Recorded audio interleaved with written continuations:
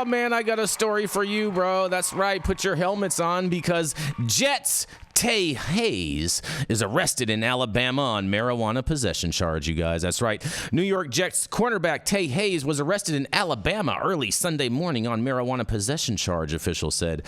Hayes was booked into the Morgan County Jail and was released on $300 bond just after 5 a.m. local time. He was charged with second-degree marijuana possession, according to AL.com. And in a quote, "We are aware of the situation and we will refrain from further comment as it is pending a legal matter," the Jets said in a statement to the New York Post. Hayes was a standout defensive back at Appalachian State after playing high school football for Decatur in Alabama. He went and was funded back in 2019. It just rewinded. It's going too fast. It's going too fast. I'm just going to my thing.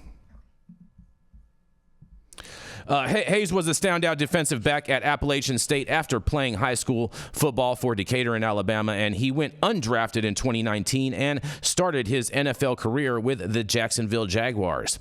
He has bounced around on several rosters since then, and Hayes has been with the Miami Dolphins, Minnesota Vikings, Arizona Cardinals, Carolina Panthers, New England Patriots, Detroit Lions, and Baltimore Ravens before signing with the Jets during the 2023 season. He sounds like he's one of these NFL groupies, all these NFL teams. He has appeared in 14 total NFL games, and he had 18 total tackles and 1 fumble recovery in that span. And Hayes also spent time with the Birmingham Stallions, now of the United Football League. He was on the Stallions in 2022 USFL Championship team. He signed a reserve future contract with the Jets back in January and was expected to vie for a roster spot. And New York was 3rd in yards and allowed and 12th in points allowed in 2023, and that team finished 7 of 10 for the second consecutive season. 7 out of 10. That's a losing season, but nonetheless, I can't wait to hear what you guys have to say about this. More NFL players getting caught with weed, and this is Jason Beck for the High at 9 News Hour. What do y'all have to say about this? First of all, fuck App State. They were a rival. But, I think it's interesting, and I think a lot of the movement that's shown with these career guys, sometimes those are the players that are causing problems in the locker room, that are causing problems and having those are the ones doing the hazing? Disciplinary problems. I mean, half of our basketball team got put on suspension for cannabis. So I think, once again, my opinion with NFL players and cannabis is it's a neuroprotectant. These guys are getting banged around and beat up for your entertainment every Sunday, so let them have the weed, please. Let them smoke. Yes.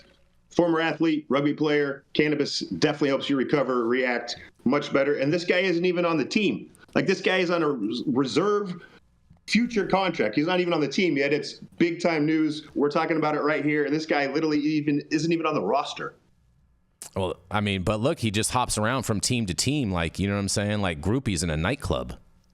Well, he's with the UFL. He's just trying to find a spot. He's just trying to find his claim. He was at Appalachian State. Crap and then UFL, like, he's just trying to find a way anyway. Maybe he should run faster in the 40 and he'd find a team. Exactly. Well, maybe. Sounds like he's an underperformer to me.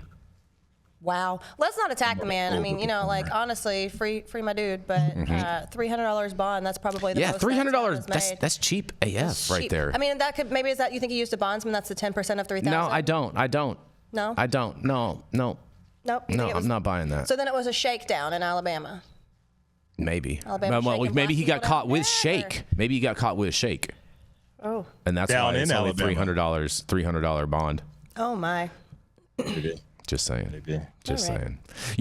If you bond out of jail, let's just say it was $3,000. He could have just paid that whole $3,000 and he would get his whole $3,000 back. I think most people don't understand that if they pay their full bond, that they will get all that money back as long as they go through the court process. That's all that money is to do withhold. And bondsmen and actually do put up that full amount and they collect that full amount, so that's what they get paid. So when you pay that you have a $10,000 bond and you pay $1,000, that bondsman is making $9,000 off you after you complete your court. It's not. No, they're it's getting not their that most $9,000 people back. don't understand. It's that most people don't have the money. It's a difference of outcome based on resources, which is how the justice system is not blind. Well, I think most people don't understand that.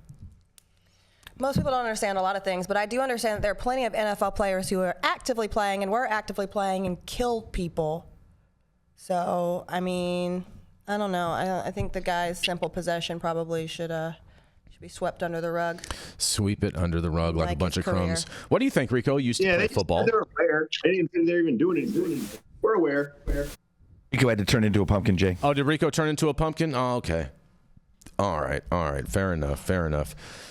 Look at that. He's perfected the Irish goodbye during these midway jump offs. That's good. I mean, he needs to. He's got to go and work, get all that happy. I feel like cabbage there on. should be a special music that at least plays in the background to let our viewers know that Rico has to jump. Oh, that's a whole production thing, bro. You're trying to add a whole bunch of costs onto. Well, the good sir. Yeah. Yeah. Cute, Yarrow. You have any final thoughts on this, Matthew St. Germain, before we move on? Try to be real careful in Alabama with weed. We all know how they are there. Other than that, man, let everybody go. Let everybody smoke weed. That's the plan. And shout out to everyone that attended in Alabama over the weekend, the Kid Rock concert. My buddy Matt Gates was there and he got on stage and performed, and man, looked like a good time.